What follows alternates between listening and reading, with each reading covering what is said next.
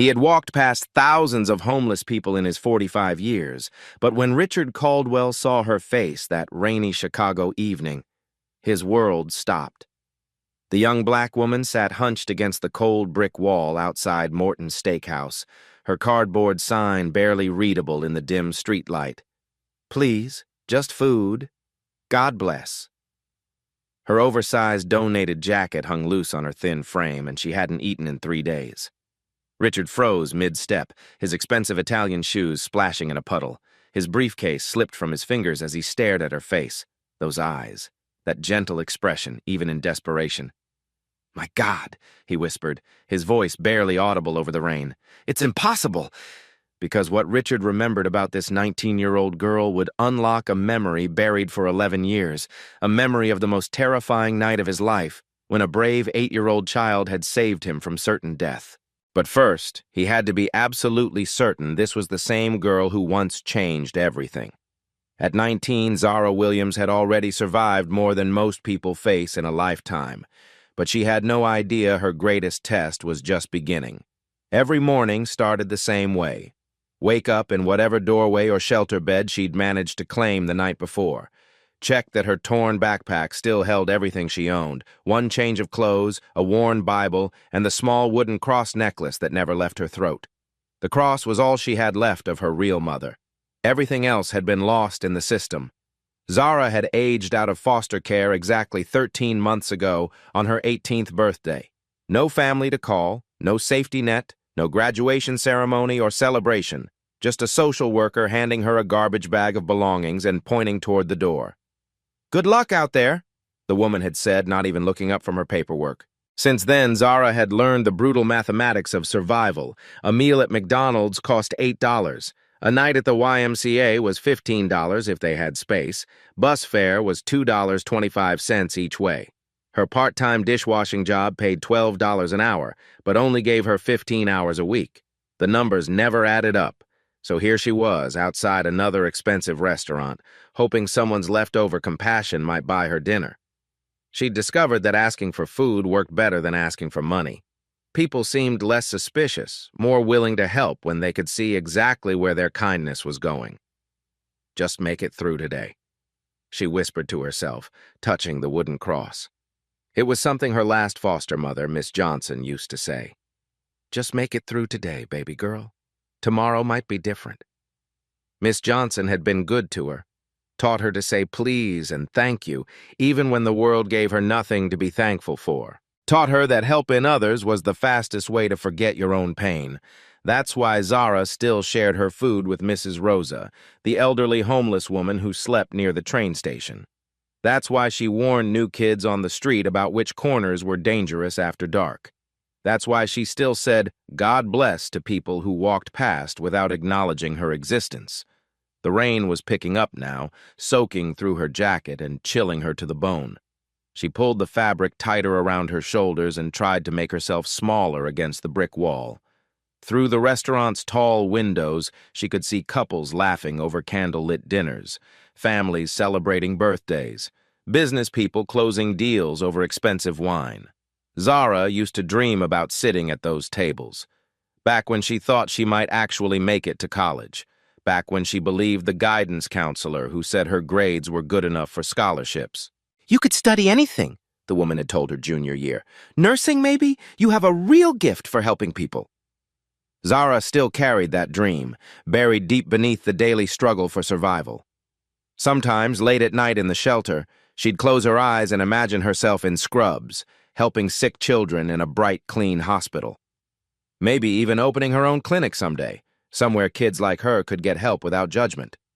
But dreams felt dangerous now. Hope was a luxury she couldn't afford.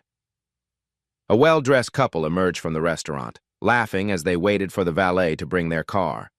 The woman's diamond earrings caught the streetlight as she looked around, her gaze briefly landing on Zara before quickly looking away. Zara touched her wooden cross and tried to smile anyway. Miss Johnson always said that bitterness was poison you drank hoping someone else would get sick. "Tomorrow might be different," she whispered again, the words almost lost in the sound of rain hitting pavement. She had no way of knowing that tomorrow would be more different than she could possibly imagine.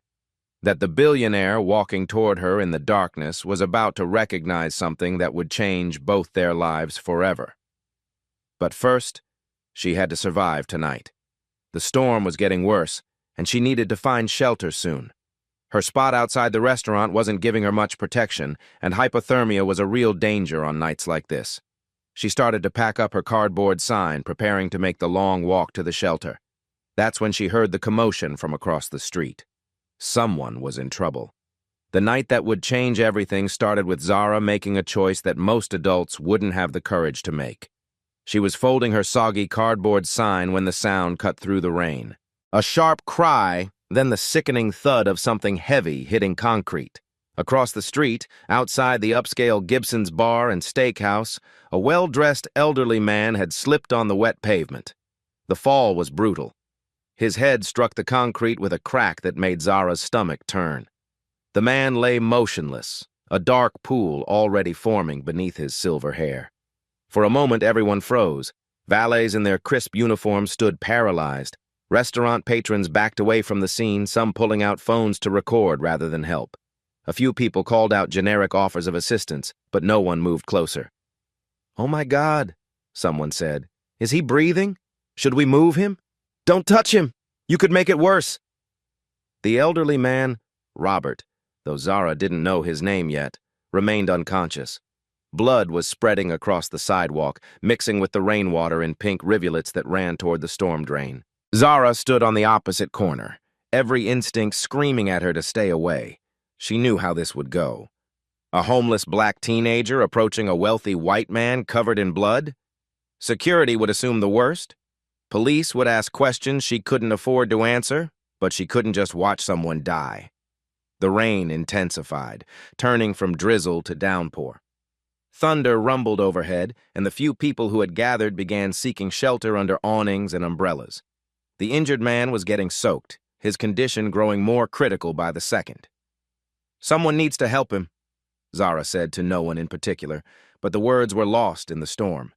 She touched her wooden cross, feeling the familiar grooves worn smooth by years of worry. Miss Johnson's voice echoed in her memory. "When someone needs help, you help. That's what good people do, baby girl. Even when it's hard, especially when it's hard." The valet staff were clearly in over their heads.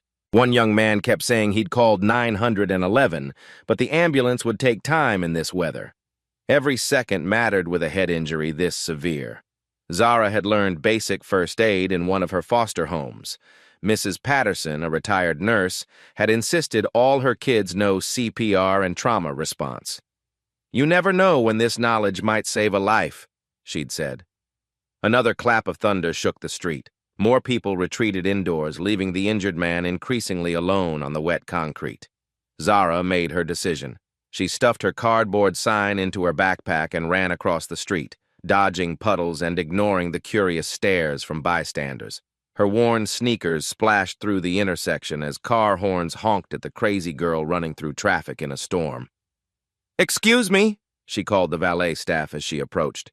"Has anyone checked if he's breathing?" The young valet looked relieved to see someone taking charge, even if that someone was a homeless teenager. I don't know. We called 911, but that's good.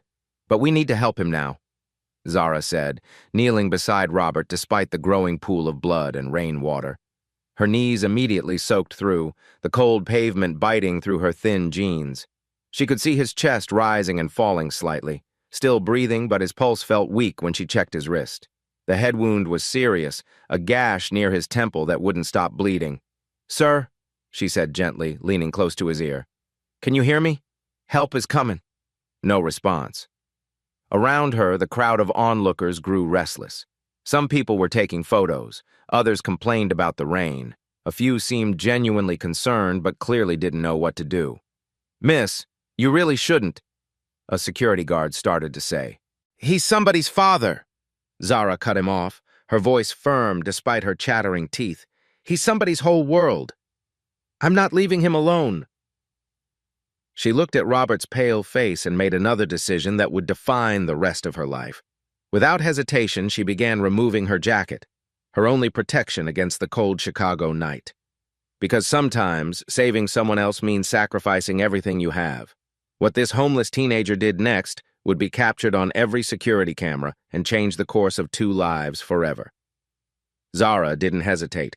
She peeled off her only jacket, the thin barrier between her and the freezing rain, and carefully lifted Robert's bleeding head to slide the fabric underneath. The jacket was old and worn, but it was all she had to offer.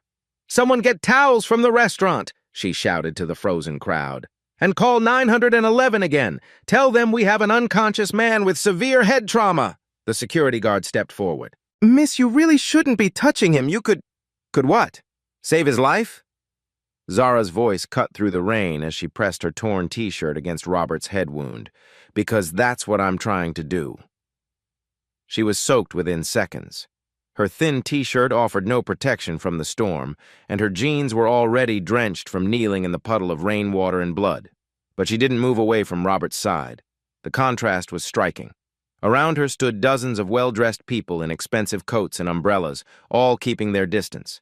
Yet here was this homeless girl, giving up her only warm clothing to help a stranger. "Sir, stay with me," she said softly, keeping her voice calm even as her own hands shook from cold and adrenaline. "Help is coming. You're going to be okay." Robert's eyelids fluttered but didn't open. His breathing was shallow, and Zara could feel his pulse weakening under her fingertips. She'd seen enough medical shows to know this wasn't good. "What's his name?" she called the valet staff. "Mr. Caldwell," one of them answered. "Robert Caldwell. He's a regular here. Come in every Tuesday for dinner." "Mr. Caldwell, my name is Zara," she said, leaning close to his ear. "I need you to stay with me, okay? Squeeze my hand if you can hear me." Nothing. Around them, the storm intensified. Wind whipped through the street, sending debris flying and making the umbrellas people held nearly useless. Several onlookers gave up and retreated indoors, but a core group remained, watching this teenage girl refuse to abandon the injured man. "Don't just stand there, get towels!" Zara commanded again, her voice stronger now despite her chattering teeth. "And someone needs to direct the ambulance when it gets here." The crowd around them was growing larger, but no one else stepped forward to help directly. A few people held umbrellas over the scene, which Zara appreciated, but most just watched like it was street entertainment. "Where's that ambulance?" Someone complained about the safety of the restaurant awning. "Traffic's probably terrible in this weather," another voice added. "He's going to die if we just stand here," Zara said loudly, making several people uncomfortable with her bluntness. She turned out the murmurs and focused on Robert. She kept pressure on the head wound with one hand while using the other to shield his face from the driving rain. Her own body was shivering uncontrollably now, but she positioned herself to block as much of the storm as possible. "Come on, Mr. Caldwell," she whispered. "Don't give up on me. You've got people who love you. They need you to fight." Blood was seeping through the makeshift bandage faster than she'd like. Head wounds always bled heavily, she remembered Mrs. Patterson saying, but this seemed excessive. She pressed harder, knowing it might hurt him, but understanding that bleeding out was a bigger danger than discomfort. A restaurant manager finally appeared with a stack of clean towels and a blanket. "Here," he said, handing them to Zara. "Is there anything else you need?" "Just keep those umbrellas over him," she said, gratefully replacing her soaked t-shirt with the dry towels. "And maybe send someone to flag down the ambulance when it gets here. They might have trouble finding us in this storm." The manager nodded and barked orders to his staff. For the first time since the accident, people seemed organized and purposeful instead of just gawking. Zara wrapped the blanket around her own shoulders but kept most of it draped over Robert. She maintained pressure on the wound, counting seconds in her head. Mrs. Patterson had taught her that head injuries were unpredictable. You could seem fine one minute and slip into a coma the next, or lose too much blood and never wake up at all. "You're doing great," she told Robert, even though he couldn't hear her. "Your family is probably wondering where you are. They need you to come home tonight." Thunder crashed overhead, so loud it made several people jump and drop their umbrellas. The storm was getting worse, turning the downtown street into a river. Water rushed toward storm drains, carrying debris and making the sidewalks even more treacherous. "Miss," the security guard tried again, clearly uncomfortable with the situation. "Maybe you should step back and let the professionals—" "What professionals?" Zara snapped, not looking up from Robert. I don't see any paramedics here yet, do you? The guard fell silent. I'm not leaving him, Zara continued, her voice softer but no less determined. Not until someone better qualified takes over. A woman in an expensive fur coat pushed through the crowd. Somebody should do something, she announced loudly. This is terrible publicity for the restaurant. Zara looked up at her with disbelief. This isn't about publicity. This is about a human being who might die. The woman huffed and retreated, muttering about inappropriate responses. Finally, after what felt like hours but was probably only 15 minutes, she heard the distant wail of sirens. The ambulance was fighting through traffic, its red lights barely visible through the sheets of rain. Over here, the restaurant manager called, waving frantically at the approaching vehicle.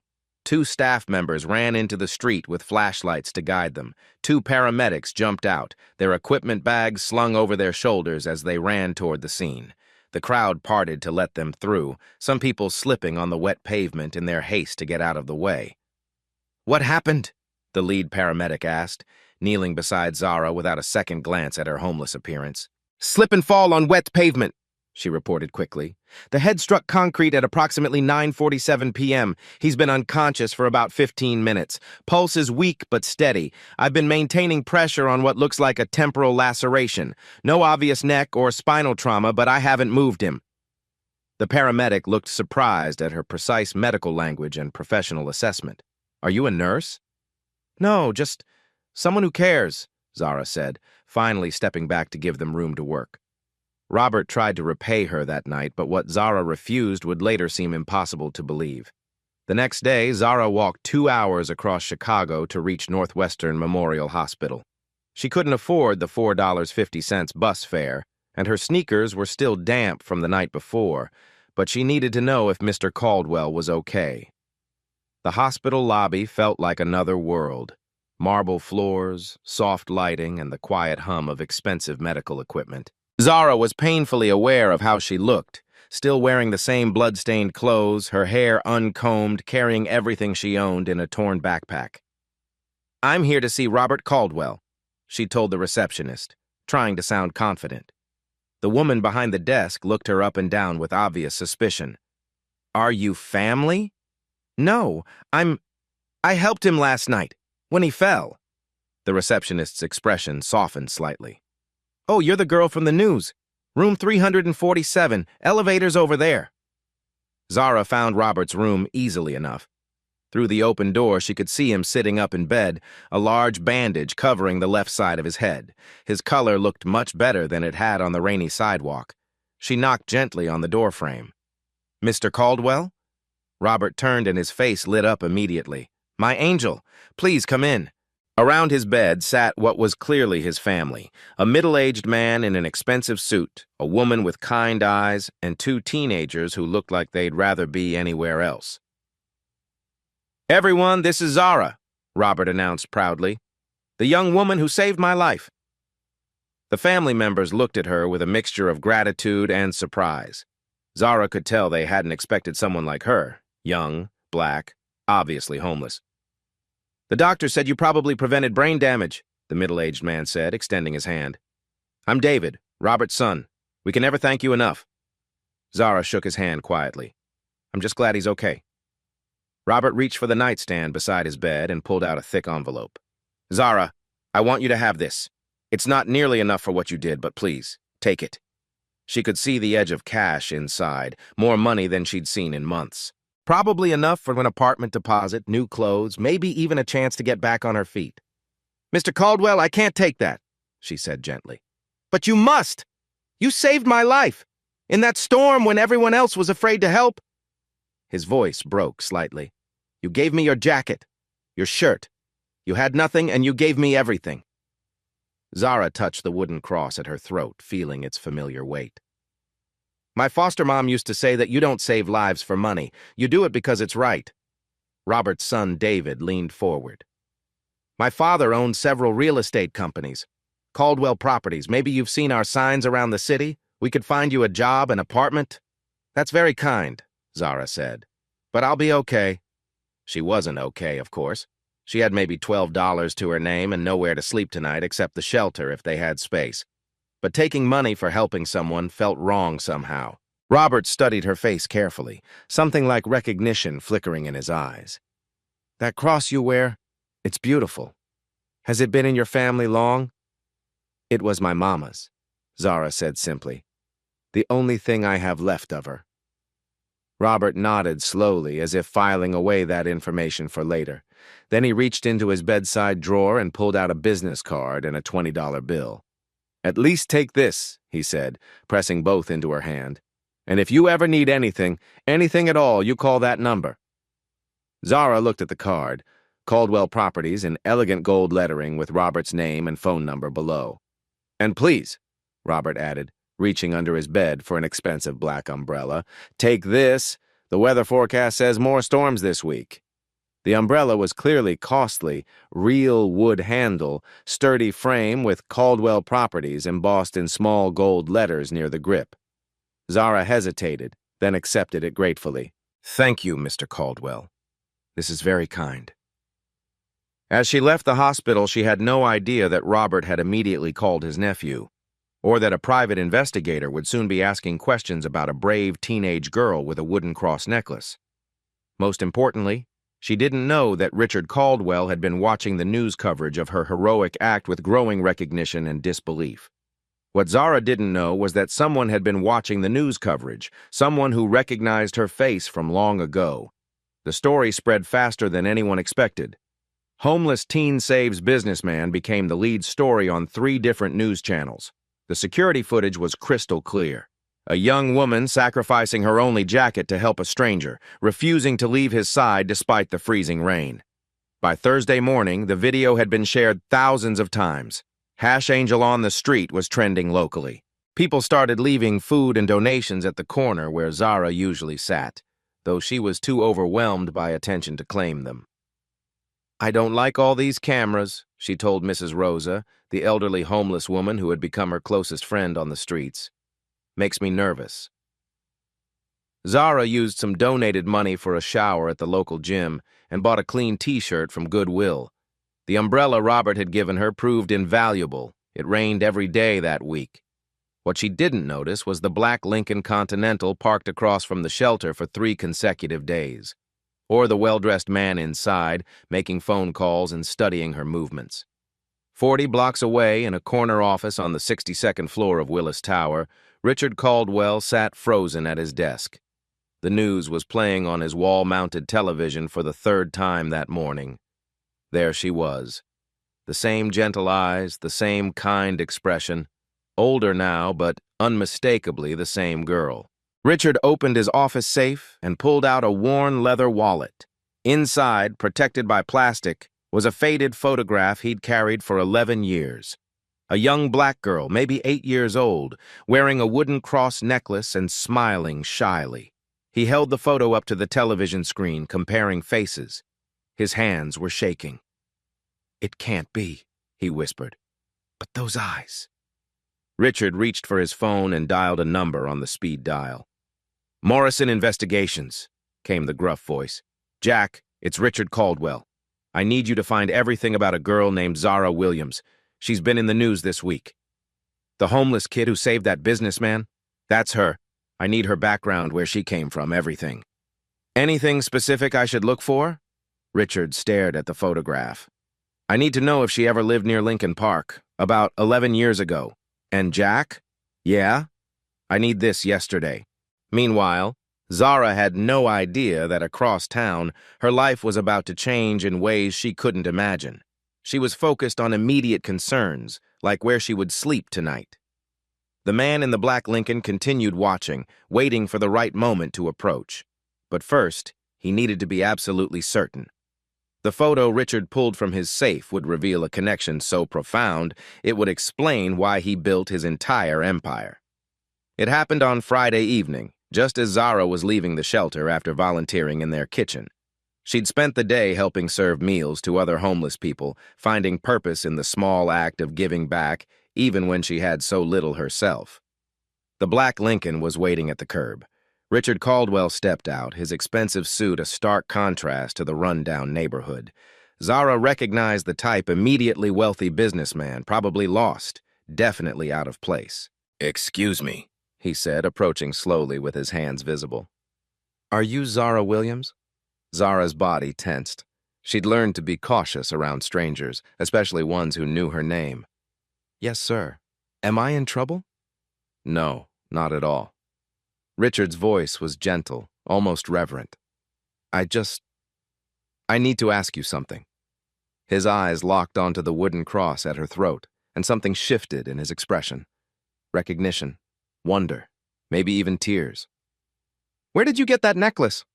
The question was so unexpected that Zara instinctively touched the cross. "It was my mama's. Why?"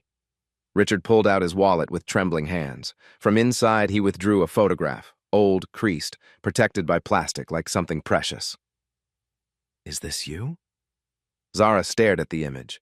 It was definitely her, but much younger, maybe 8 years old, wearing the same wooden cross, standing next to a woman she barely remembered, her mother. "How do you have this picture?" she whispered. "Do you remember the Lincoln Park area, about 11 years ago before your mother died?" The memories came flooding back like a dam breaking. Mama works double shifts at the diner, walking home late from church on Tuesday nights, the scary neighborhood they had to cut through because the bus didn't run that late. "I remember some things," Zara said carefully. "But I was just a kid." Richard's face was pale now, his voice barely controlled. "Do you remember a man with a broken-down car? 3 other men bothering him?" And suddenly Zara did remember, the man by the old Buick looking terrified, the 3 bigger men surrounding him, voices angry and threatening, the knife one of them was holding gleaming under the streetlight. She remembered being 8 years old and scared, walking home with her mother from evening service at Mount Calvary Baptist. They were taking the shortcut through the bad part of town because Mama was exhausted and the long way would add another mile to their walk. "Mama, those men look angry," she had whispered. Her mother had tried to steer her away. "Mind your business, baby. We need to get home." But Zara had seen the fear in the lone man's eyes. It reminded her of how she felt when the bigger kids at school picked on her. "Stop right there," Richard said, his voice thick with emotion. "I need to tell you what happened next." "I remember," Zara said softly. "I got scared for you." Richard nodded, tears openly streaming down his face now. "Tell me what you did." "I kicked over the trash can," she said, the memory crystal clear now. "The big metal one by the bus stop. It made this huge noise, clang, and all the house lights started turning on. And then I yelled as loud as I could, 'Help! Someone help the man!' I wanted everyone to come outside and see what was happening." Richard was openly sobbing now. "The 3 men ran away. They didn't want witnesses. They dropped the knife and just ran," Zara continued, lost in the memory. "You were shaking so bad. I felt sorry for you. Your mother came running over, angry that you'd gotten involved. She was scared," Zara said defensively. "Mama didn't like trouble, but she saw you were hurt, and she couldn't just leave you there. She invited me to walk with you to the main street, said it was safer in numbers. And I gave you my church money," Zara finished. $3.50, everything I had in my little purse." Richard laughed through his tears. "You said it was for my car to work again." "I thought you were poor like us," Zara said. "Your car was so old and broken." "I was poor," Richard said. "Not in money, but in everything that mattered. I was 34 years old, successful on paper, but completely empty inside. I was taking stupid risks, making dangerous deals, hanging around with the wrong people." He gestured to the neighborhood around them. "I was down here at midnight buying information from criminals, information that could have destroyed my competitors. I was so consumed with winning, with getting ahead, that I'd lost track of who I was supposed to be." "What happened after we left you?" "I went home and looked at myself in the mirror, really looked, and I realized that an 8-year-old girl had more courage than I did. You saw someone in danger and acted without thinking about the cost to yourself." Richard wiped his eyes with an expensive handkerchief. "That night changed everything. I stopped making deals with criminals. I started building my business the right way. Every decision I made, I asked myself, would this make the brave little girl proud? You built Caldwell Properties because of that night. I built everything because of that night. But more than that, I've been looking for you ever since. I hired investigators, checked school records, searched everywhere. When your mother died and you went into foster care, you disappeared into the system." Zara stared at him in amazement. "You've been looking for me for 11 years?" "Every single day," Richard said. "Because I owed you a debt I could never repay. You saved my life, Zara, not just from those men, but from the person I was becoming." He took a deep breath. "And now I need to ask you something that's going to sound impossible." What Richard offered next was so unthinkable that Zara thought she was hallucinating from hunger. "Zara," Richard said, his voice steady despite the tears still in his eyes, "I want to adopt you as my daughter." The words hit her like a physical blow. She actually took a step backward, certain she'd misheard. "I'm sorry, what?" "I want you to be my daughter, legally, officially, completely." Richard's hands were shaking as he spoke. "I want to give you the life you should have had all along." Zara looked around the empty street, half expecting cameras to appear. This had to be some kind of joke. Rich men didn't just adopt homeless teenagers off the street. "Sir, I think you have me confused with someone else," she said carefully. "I'm nobody special. I'm just—" "You're the most special person I've ever met," Richard interrupted. "You gave me $3.50 when you had nothing. You risked your life to save a stranger when you were just 8 years old. And this week, you did it again." He pulled out his phone and showed her a news article. "My Uncle Robert, the man you saved outside the restaurant, he's family. When I saw the news coverage, I knew it had to be you." Zara stared at the phone screen, trying to process this information. "Mr. Robert is your uncle? He told me everything. How you gave up your only jacket. How you stayed with him in the rain while everyone else backed away. Just like you did for me 11 years ago. Richard put his phone away and looked directly into her eyes. "I never married Zara. Never had children. I threw myself into building my business, but I always felt like something was missing. Now I know what it was." "You want to adopt me," she repeated slowly, still not believing it. "I want to give you everything you deserve. A home, a family, an education, a future." Richard's voice grew stronger, more confident. "I want you to have the Caldwell name.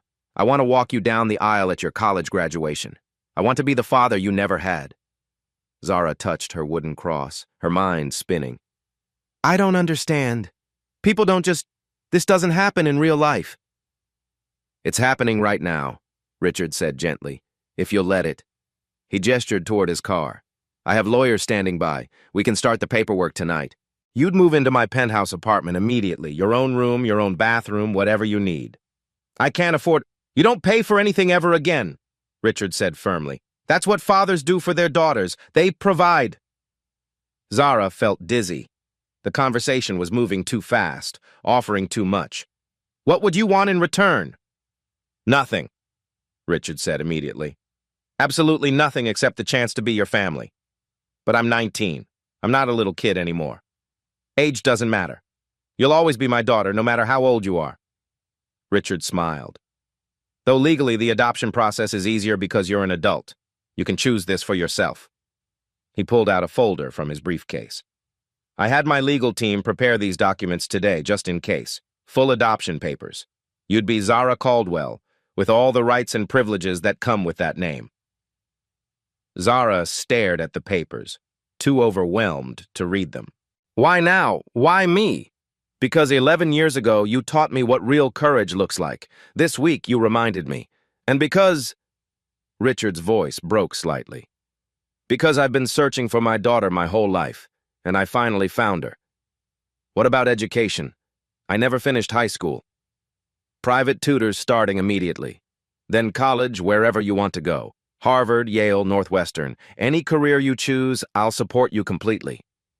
"I wanted to be a nurse," Zara whispered. "Or maybe a doctor, help kids like me." "Then that's exactly what you'll be." Richard beamed. "In fact, I want to do more than just support your education. I want to create something together." He pulled out another document. "The Zara Williams Foundation. $500 million to start. Focused on helping kids age out of foster care. You'd be the co-director, working alongside me to make sure no child ever goes through what you went through." Zara's legs felt weak. She sat down heavily on the curb, staring at the papers in disbelief. $500 million? That's just the beginning.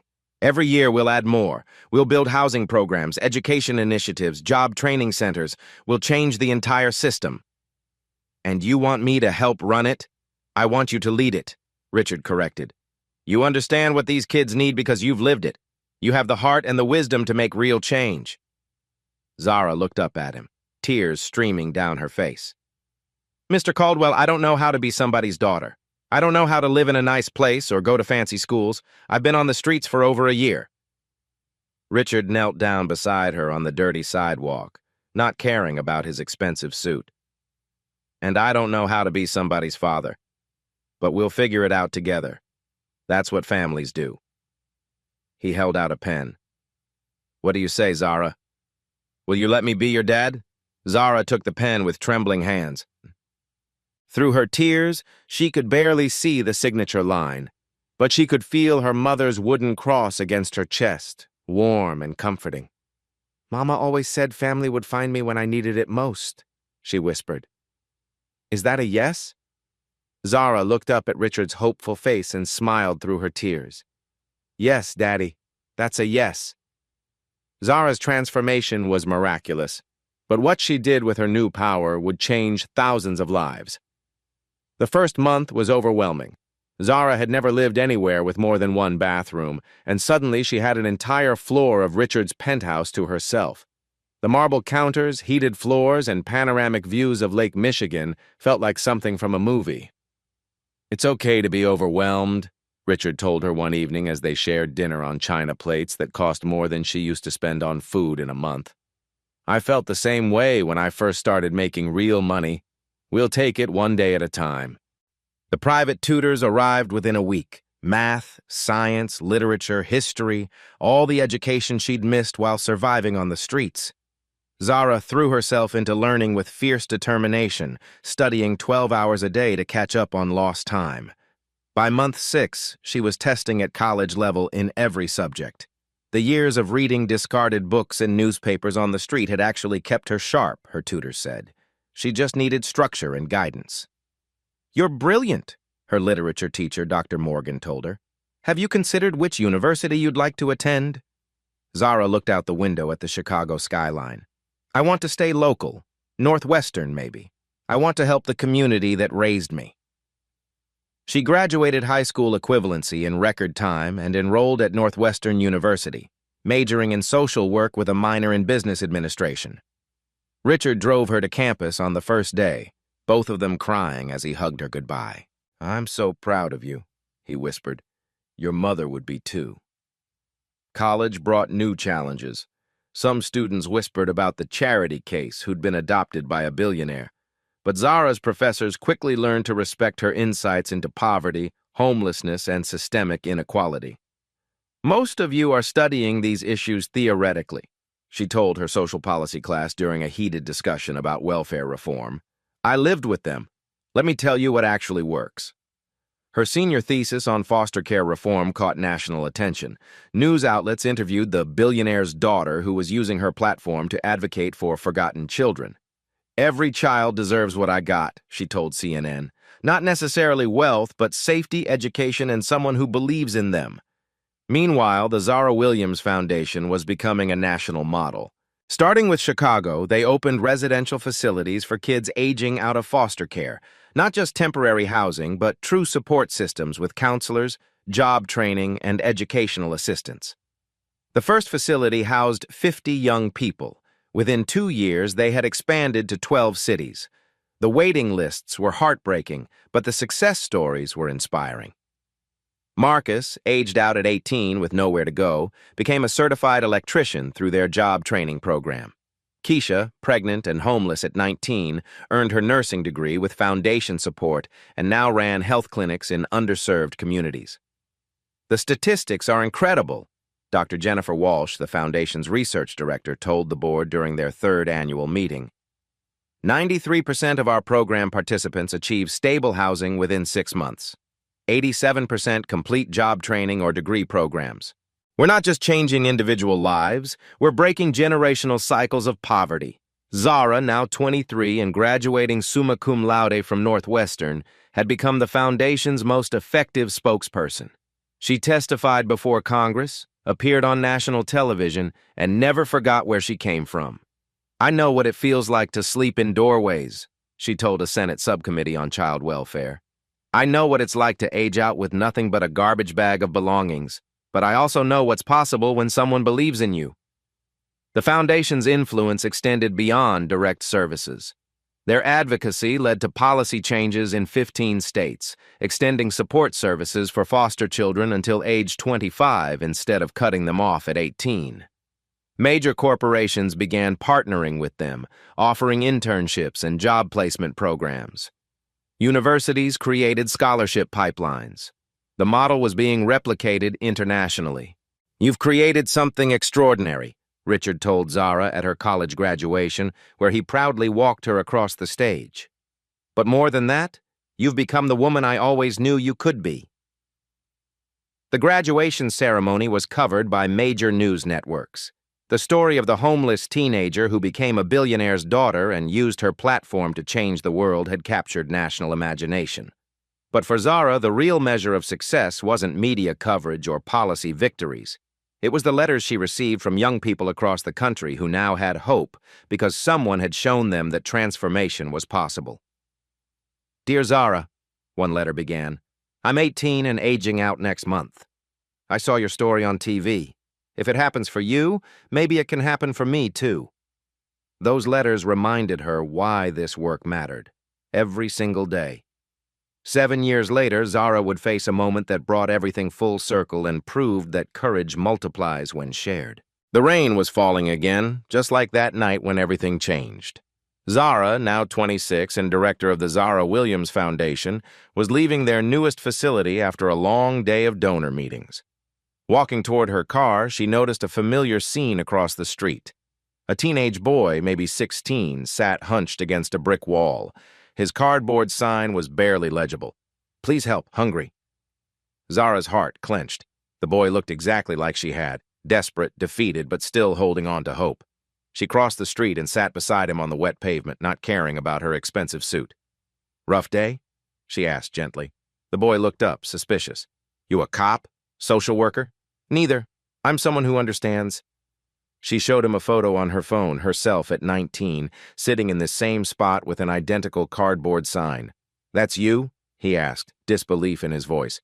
"7 years ago. My name's Zara. What's yours?" "Marcus." "But this ain't gonna be some fairy tale for me." Zara smiled sadly. "Maybe not a fairy tale, but maybe something real." She told him her story, the streets, saving Robert, finding Richard, the adoption that changed everything. Marcus listened with growing amazement. "So, you're rich now?" "I'm family now," she corrected, "and that's worth more than money." From her purse, she pulled out the same umbrella Robert had given her years ago, worn but still sturdy. "Would you like a warm meal and a safe place tonight?" Marcus hesitated. "What's the catch?" "No catch, just a chance to show your courage in a new way." She helped him up and led him toward her car. "Marcus, I want you to meet your new family." 20 minutes later, they arrived at the newest foundation facility.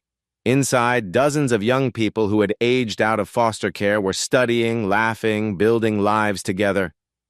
"This is home," Zara told Marcus as she introduced him to staff, "for as long as you need it." From his office window, Richard watched his daughter guide another lost child toward hope. He texted her, "Your mother would be proud of the courage you're spreading." Zara responded, "Both my mothers would." That night, as Marcus settled into his first safe bed in months, Zara sat in her childhood bedroom at Richard's penthouse. She held her mother's wooden cross and smiled.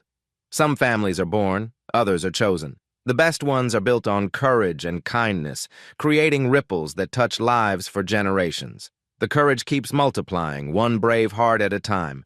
Your courage could be someone's family, you just never know who needs a father, mother, or sibling today. Zara's story shows us that family isn't about blood. It's about the courage to love unconditionally. Richard didn't just save a homeless girl. He found his brave daughter. In a world full of abandoned children, be someone's reason to believe in the power of chosen family.